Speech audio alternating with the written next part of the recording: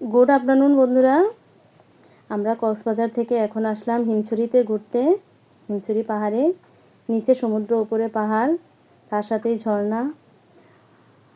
অপরূপ এই সুন্দর দৃশ্য, মনোমুগ্ধকর। দূরে সমুদ্র, সমুদ্রের পার ঘেঁষা এই হিমছড়ি পাহাড়। সিঁড়ি বেয়ে আমরা সবাই উঠছি, পর্যটকরাও উঠছে।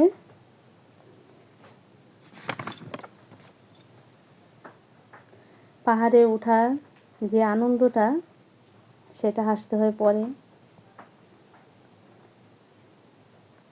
যে পাহাড়ে ওঠে সে জানে আসল বিজয়ের আনন্দ। আমার ছেলে, বড় ছেলে, ও হাঁপিয়ে উঠছে সিঁড়ি বেয়ে উঠতে। ও একটু থেমে থেমে উঠছে, খুবই ক্লান্ত। প্রচণ্ড গরম ছিল, ওয়েদারটা রৌদ্রও ছিল। শেষমেশ পাহাড় জয় করে উপরে উঠলাম। প্রকৃতির সবচেয়ে কাছাকাছি যেতে চাইলে পাহাড়ে যাও, ওখানে পাবে তুমি মনের শান্তি।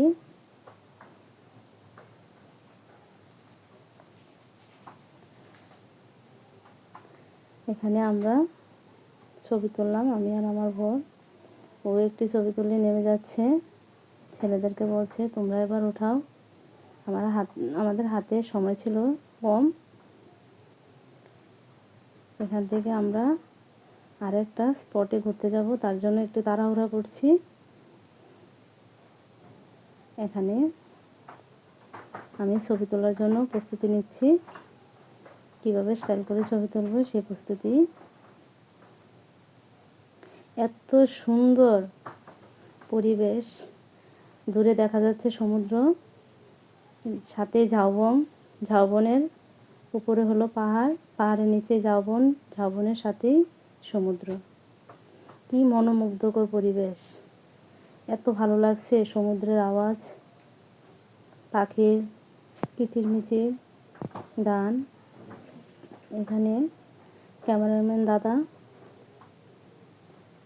ওনাকে নিয়ে যাচ্ছি।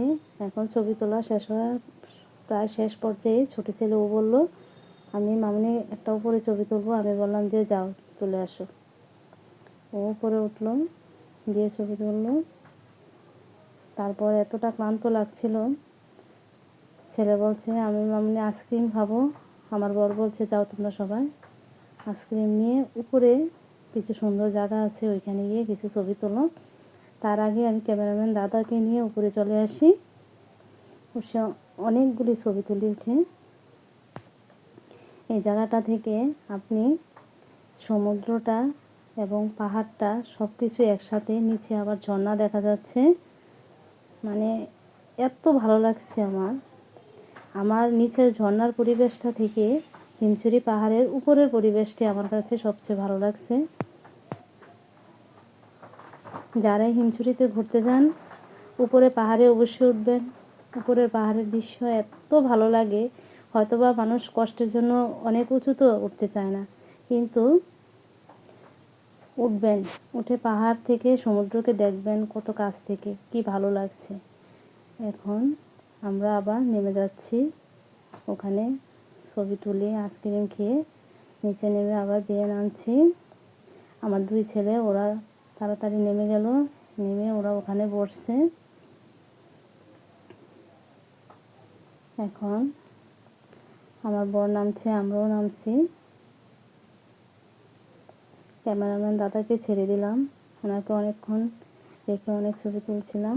এখানে আমি নামতেছি, খুবই ক্লান্ত লাগছে। এতটা ক্লান্ত লাগছে বলে বোঝাতে পারবো না। আমি এতটা নার্ভাস হয়ে গিয়েছিলাম। টাটা বন্ধুরা।